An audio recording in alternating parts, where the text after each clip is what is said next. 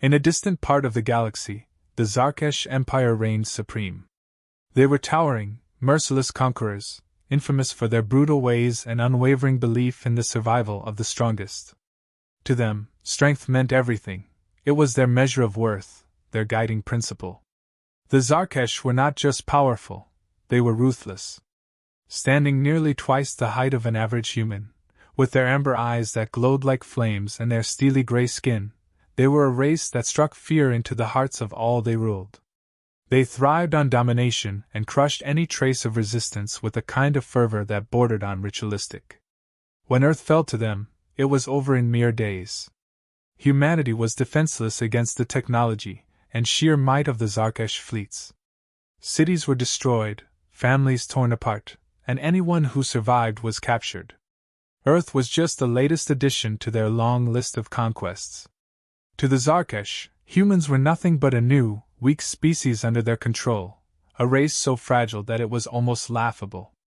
Yet, the Zarkesh had their traditions, and every conquered species had to face them. At the heart of their culture was the test of resilience, a grim ceremony where prisoners were thrown into a pit with a creature known as the wolf beast. These beasts were bred for one purpose: to kill. They were massive, primal monsters with fur as dark as night and eyes that glowed a venomous yellow. Their claws could tear through flesh and bone, their snarls were thunderous, and their jaws could crush anything that dared to come close. For the Zarkesh, the beasts were the ultimate judge of resilience. If a prisoner could somehow survive an encounter with a wolf beast, they were deemed worthy to live, to serve, and to endure. But for most, the pit meant certain death. And for the Zarkesh, that was the point. It wasn't about proving strength, it was about reinforcing fear and solidifying their rule. The arena, cold and unforgiving, was a circular chamber surrounded by towering metal walls. The crowd would gather above, eager for blood and carnage. It was their way of proving superiority, watching those they conquered face terror with no hope of escape.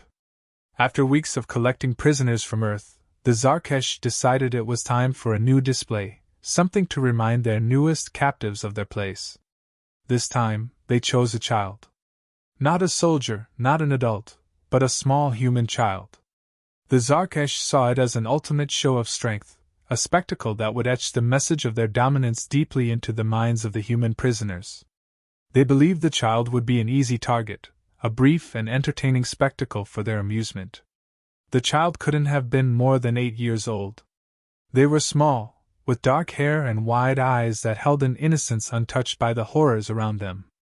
As the child was led toward the pit, a hush fell over the Zarkesh crowd. Some watched with cold anticipation, while others smirked, ready for the inevitable. Humans in the crowd, prisoners forced to watch, felt a surge of horror and helplessness. They couldn't look away, yet they knew what was to come. There was no one here to save the child, no one who could intervene. The child was lowered into the pit, alone and seemingly defenseless, standing on the cold, hard ground beneath the gaze of thousands of alien eyes. And then, from the shadows, the wolf beast emerged. Towering over the child, it moved with the slow, deliberate gait of a predator that knew its prey had nowhere to run. Its fur bristled as it approached, and its eyes gleamed with a hunger that sent shivers through everyone watching.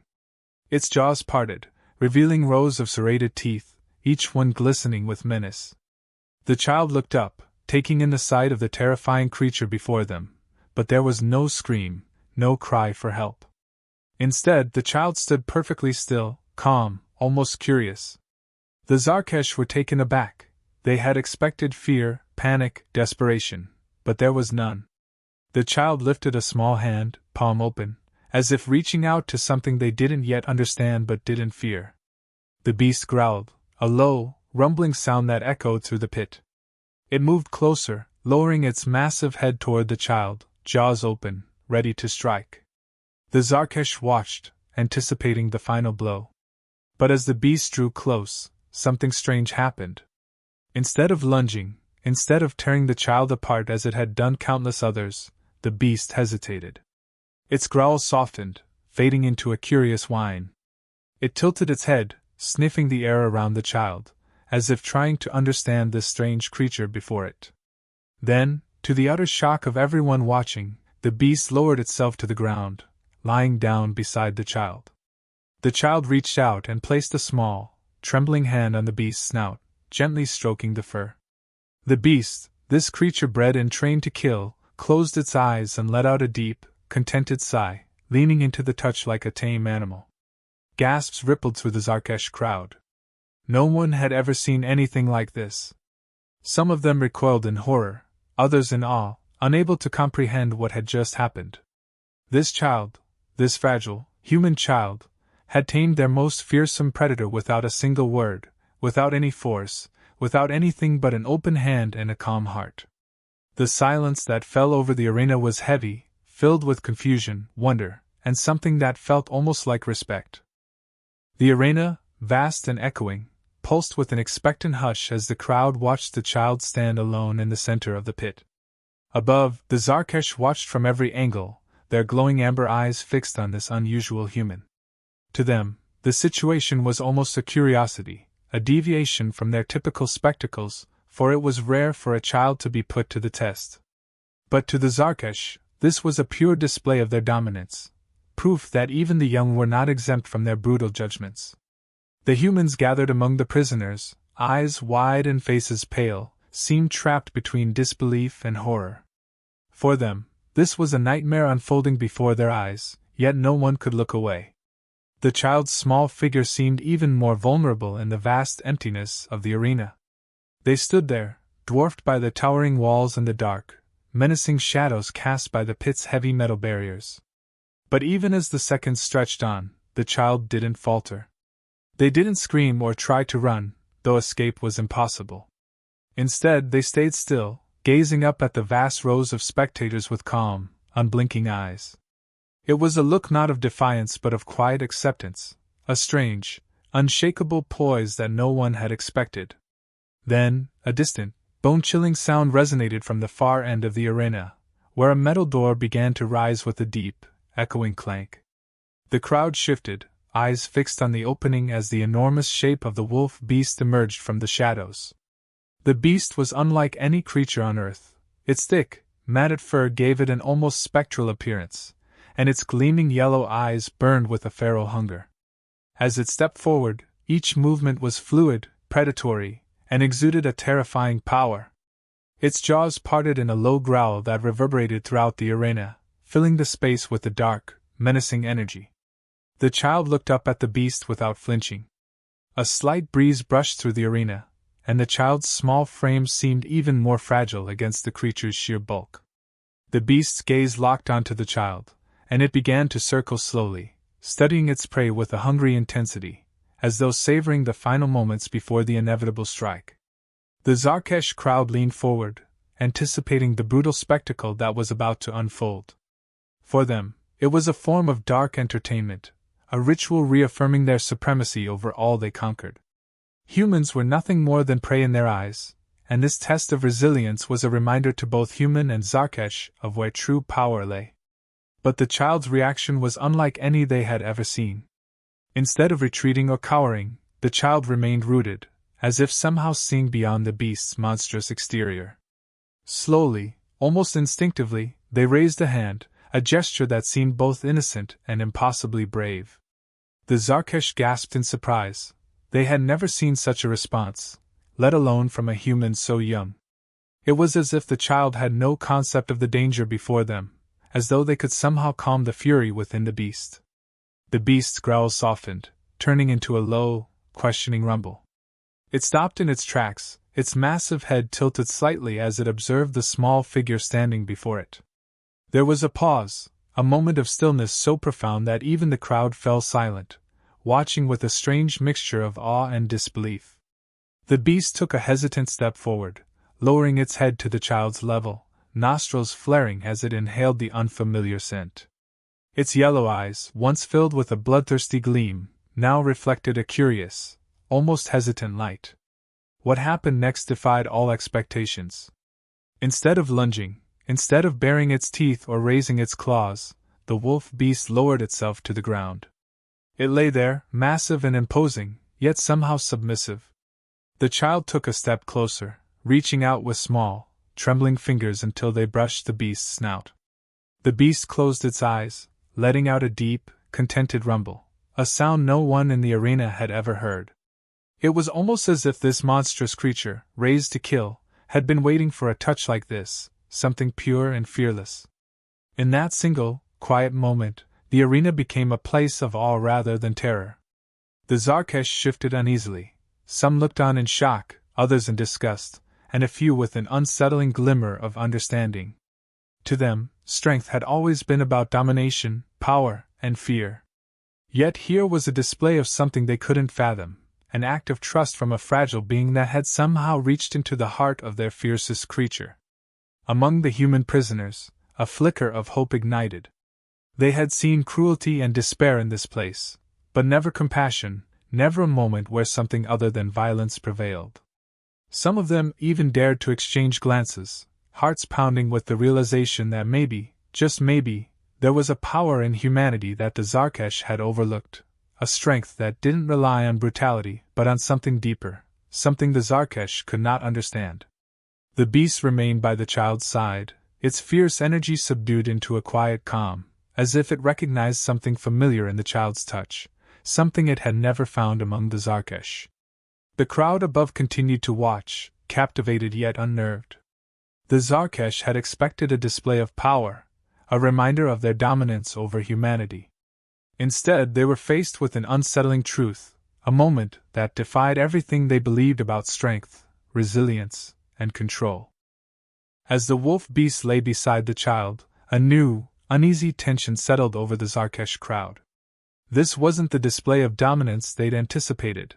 Instead, the pit was filled with something unexpected, almost unthinkable, a quiet, fragile connection between a monstrous predator and its would-be prey. High above, the Zarkesh leaders exchanged unsettled glances, struggling to understand what they were seeing. For a race that revered strength and brutality, this display of calmness and connection defied everything they had been taught to value. For some among them, particularly the younger Zarkesh, this strange moment sparked something new. They looked on, captivated, as the beast rested its massive head beside the child, allowing the small human to stroke its fur with tentative, gentle movements. The child's hand seemed so insignificant against the wolf beast's rough hide, yet the creature responded as though it had found solace in the gesture. The young Zarkesh warriors watched with a mix of fascination and confusion, realizing they had never seen their fiercest creature so docile, let alone with a human. A quiet murmur spread through the crowd, some voices betraying a reluctant admiration, others an uncomfortable disapproval. To others, especially the Zarkesh elders, this display of gentleness was a threat. They viewed the child's bond with the beast as a dangerous softness that could unravel the Empire's principles, undermining the fierce loyalty demanded of every Zarkesh. They believed that any sympathy shown toward humans could weaken the Zarkesh way of life, a life built upon power and fear. For centuries, they had prided themselves on their strength, using it as a tool of control, of superiority. But here, a small human child was showing a different kind of strength, one that needed no weapons or threats, a strength that stirred something unsettling in those watching. As the Zarkesh debated among themselves, something unexpected began to stir among the human prisoners. Those who had been forced to watch the pit's trials countless times before now saw something they'd never imagined. The child, unarmed and defenseless, had faced what should have been certain death and emerged with nothing but kindness, reaching across a boundary that had once seemed impenetrable. The sight of the child sitting peacefully beside the wolf beast filled the humans with a sense of hope they hadn't felt since the invasion. It was as though a glimmer of resilience had pierced through the darkness, showing them that perhaps, just perhaps, they weren't as powerless as they had come to believe. The child became more than a mere spectacle, they became a symbol. Word of what had happened in the pit spread among the human prisoners, igniting whispers and glances that hadn't been there before. They saw in the child a strength that defied the Zarkesh's brutality, a strength that came not from fighting but from a courage so simple, so profound, that it forced even their captors to take notice. It was a reminder that perhaps there was something in humanity the Zarkesh had underestimated, a quality that had survived every hardship and loss.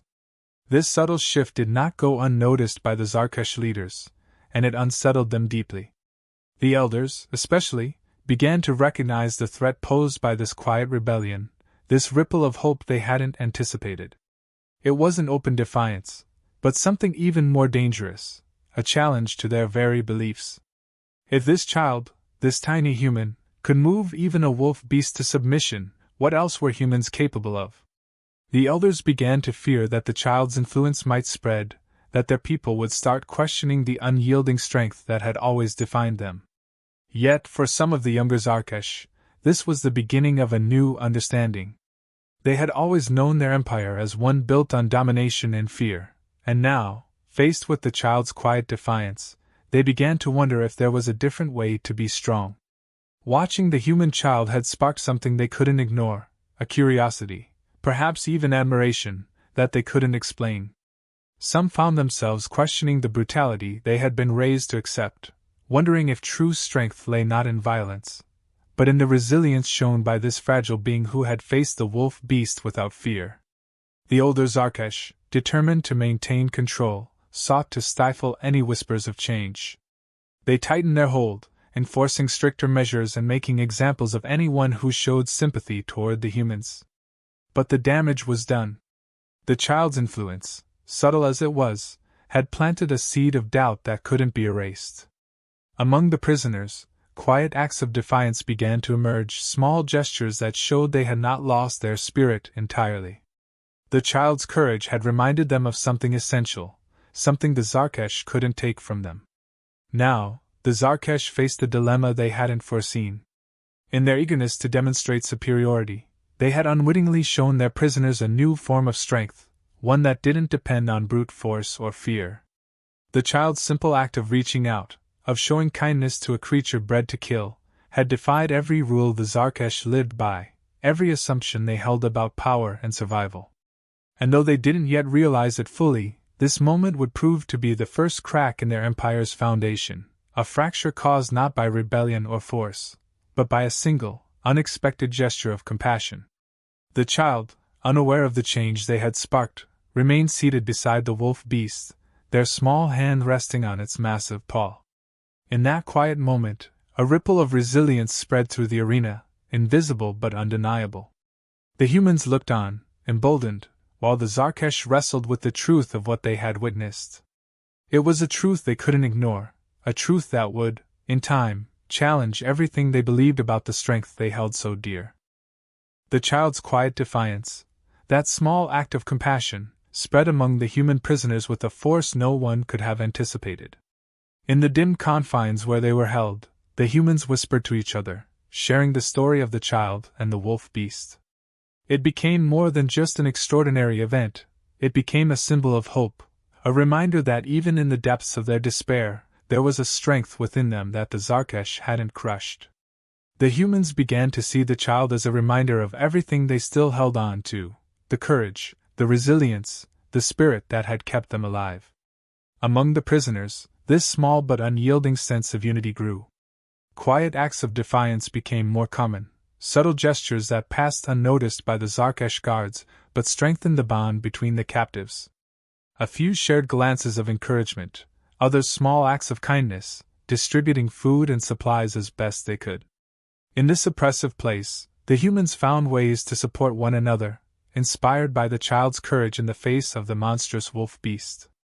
For the first time since their capture, they began to believe that perhaps their spirit hadn't been completely extinguished.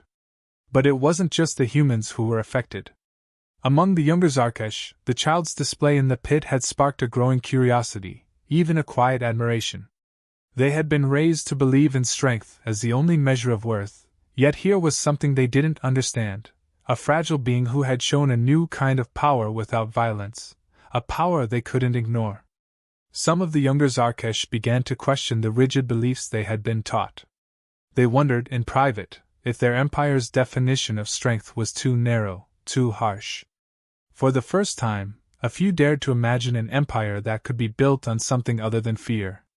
These stirrings of doubt, though unspoken, began to seep into the Zarkesh ranks.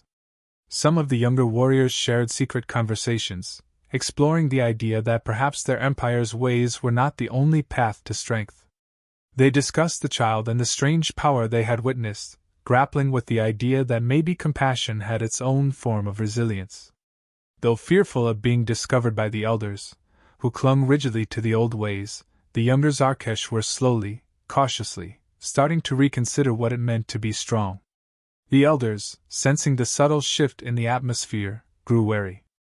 They were perceptive, accustomed to maintaining control over every aspect of their society, and they could feel the quiet tremors of change. They knew that if the human prisoners were allowed to harbor even a shred of hope, it would threaten the stability of the empire. The elders reinforced their measures, cracking down on any sign of resistance. They issued warnings, made examples of those who faltered, and tightened their grip on the prisoners, determined to crush any trace of rebellion before it could take root. Yet the child's influence had become like a spark, something the elders could not fully extinguish. It was there in the stolen glances of the young Zarkesh, in the silent resilience of the humans, in the way prisoners now looked at each other with shared understanding rather than despair. The elders could sense it, a growing defiance, subtle yet unmistakable, that threatened to spread beyond their control. For the humans, this newfound sense of unity brought strength in ways they hadn't anticipated. Knowing that others shared their will to survive, they began to work together in secret, forming plans and sharing whatever resources they could find. Some managed to communicate in whispers with sympathetic young Zarkesh, who had begun to see their prisoners not as lesser beings but as fellow individuals with a spirit they could respect. It was a tentative, fragile alliance, but one that carried the weight of quiet determination. The Zarkesh leaders, meanwhile, felt the ground shifting beneath them.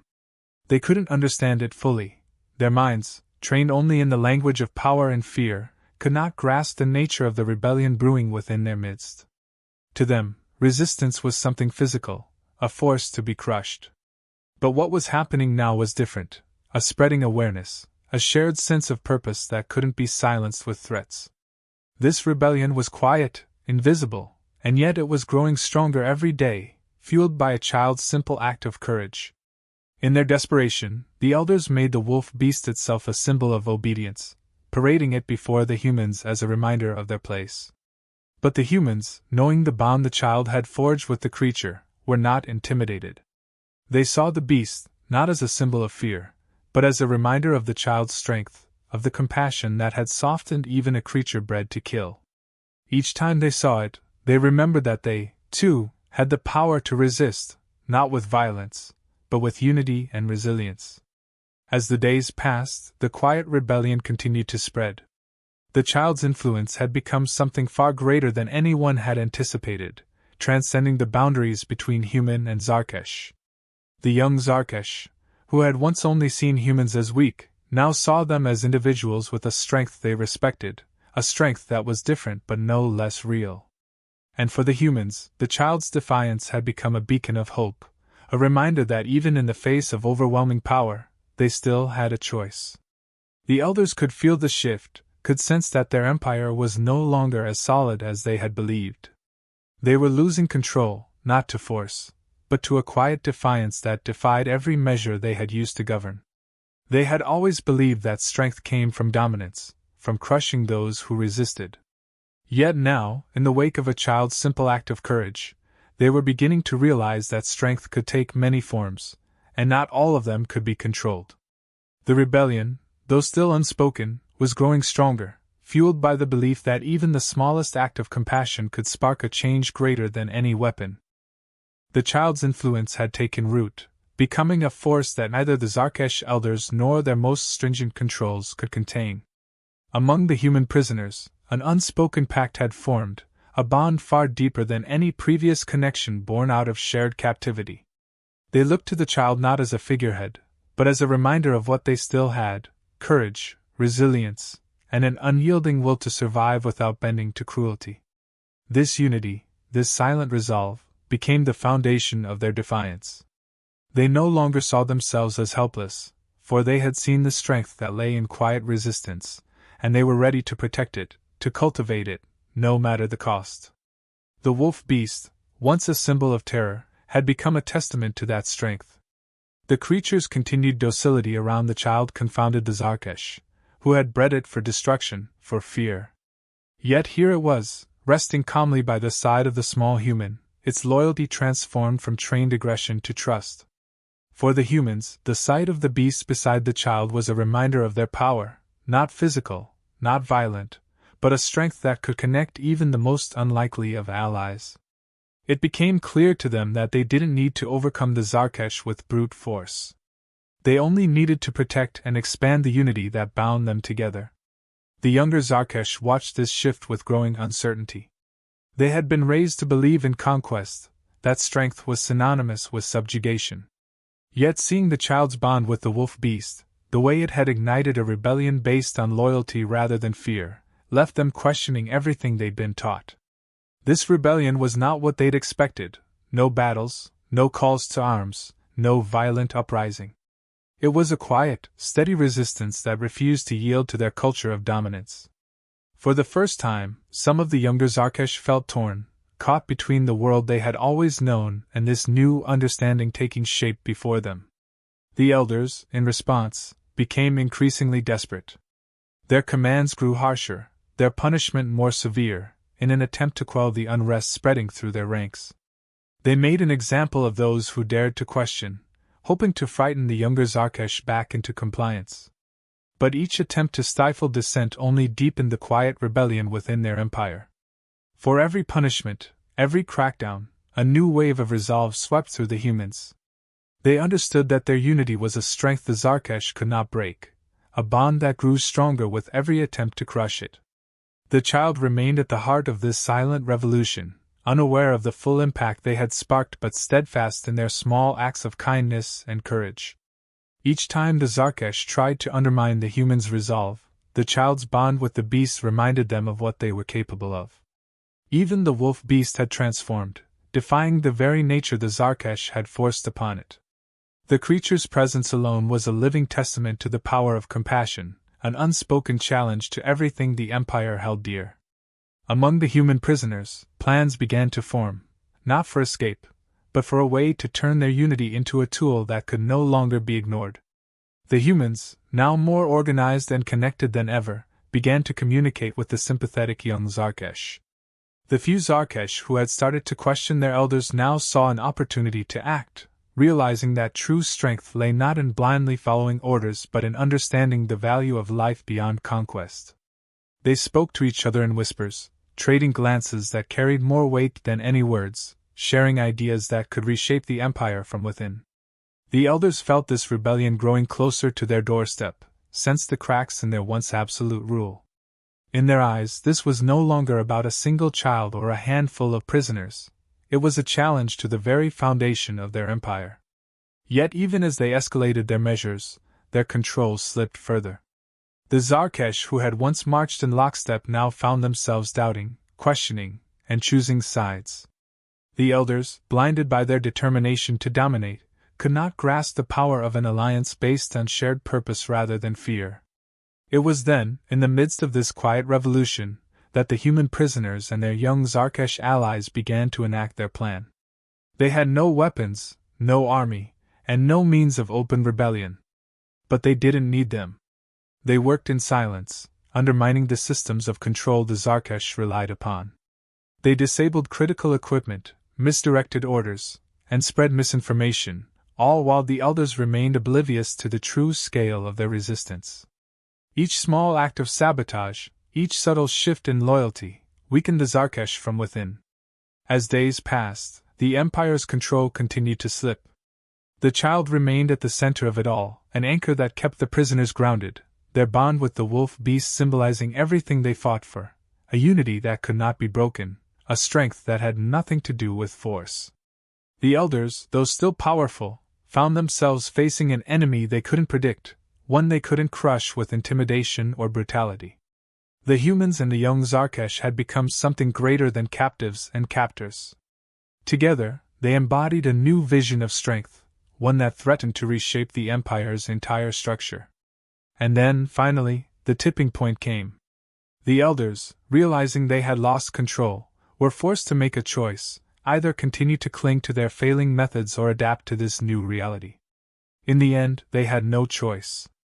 The quiet rebellion, the alliance built on compassion and resilience, had become a force too powerful to ignore. They could not command loyalty from a people who had seen another way to be strong, another way to survive.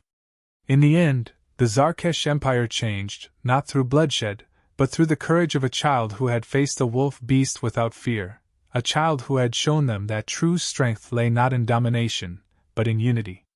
The humans and the young Zarkesh stood together, side by side, having forged a new path forward. Their alliance was not bound by power or control but by an understanding that they were stronger together, that compassion and resilience could break chains stronger than any the Zarkesh had ever forged. What began as a spectacle in a pit had become a revolution, one that transformed captives and conquerors alike, leaving behind a legacy that would echo through the galaxy, a legacy born not of conquest, but of an act of courage so simple, yet so powerful, that it changed the course of an empire forever.